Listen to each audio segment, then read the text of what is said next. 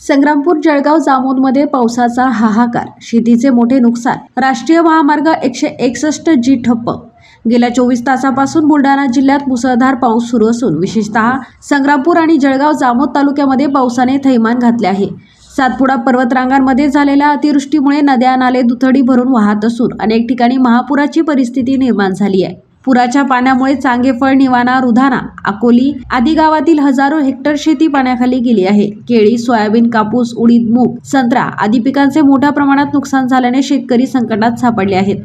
दरम्यान या दोन्ही तालुक्यातून जाणारा राष्ट्रीय महामार्ग 161 जी अनेक ठिकाणी पुलावरून पाणी वाहत असल्यामुळे वाहतुकीसाठी बंद झालाय। त्यामुळे वाहनांच्या लांबच लांब रांगा लागल्या असून प्रवाशांना मोठा मनस्ताप सहन करावा लागत आहे। प्रशासनाकडून परिस्थितीवर लक्ष ठेवण्यात येत असून नागरिकांना विनाकारण पूरग्रस्त भागात न जाण्याचे आवाहन करण्यात आले आहे। शेतकऱ्यांनीही सुरक्षिततेची काळजी घ्यावी असे आवाहन प्रशासनाने केले आहे।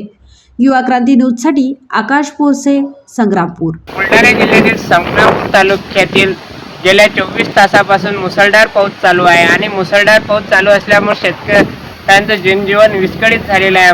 हजारो हेक्टरवर पाणी शिरलं आहे आणि आपण बघू शकता शेतकऱ्यांनी 1 महिना पूर्वी लावलेली केळी अक्षरशः वाहून गेलेली आहे। आपण शेतकऱ्यांच्या शेतामध्ये आहे, त्यांशी संवाद साधणार आहे। काय सांगसाल काका? सांगायचं खूप फार भरपूर आहे, परंतु असाच प्रकार 2022-23ला झाला होता आणि अशाच प्रकारचं वावर खरडून आमचं गेलं होतं।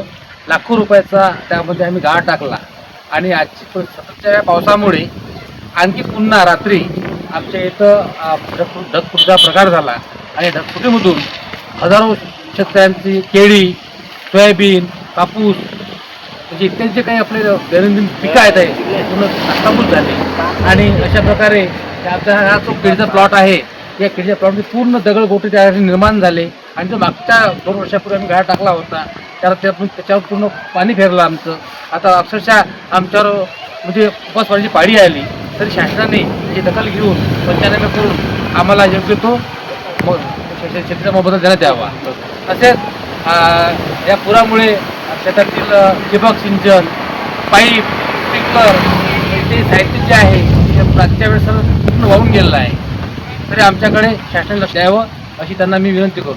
22 जुलैला 2023 रोजी असाच पाऊस झाला होता असे शेतकऱ्यांचं म्हणणं आहे आणि त्यानंतर 2 वर्षापूर्वी आम्ही गाळ टाकला शेतामध्ये आणि अक्षरशः पुन्हा एकदा गाळ खरडून गेलेला आहे आणि शेतकऱ्यांवर उपासमारीची पाळी आलेली आहे असे शेतकरी सांगत आहेत।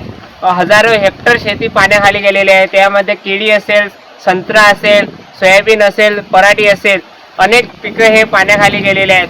तरी शासनाने तात्काळ सर्वे आणि पंचनामे करून शेतकऱ्यांना भरघोस मदत द्यावी अशी शेतकऱ्यांची मागणी आहे। युवा क्रांतीसाठी मी आकाश बोरसे, संग्रामपूर।